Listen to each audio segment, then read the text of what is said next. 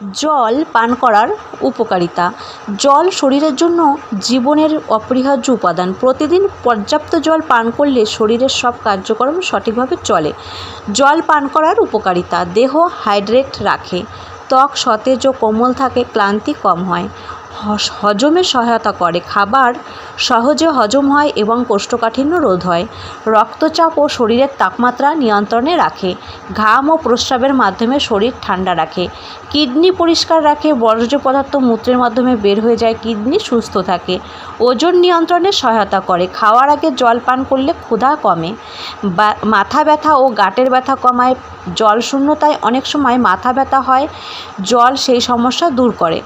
কতটুকু জল প্রয়োজন? দৈনিক 8 থেকে 10 গ্লাস, প্রায় 2-3 লিটার। তবে শরীরের গঠন, আবহাওয়া ও কাজের ধরন অনুযায়ী ভিন্ন হতে পারে। ধন্যবাদ। যদি ভিডিওটি ভালো লেগে থাকে তাহলে অবশ্যই শেয়ার করুন।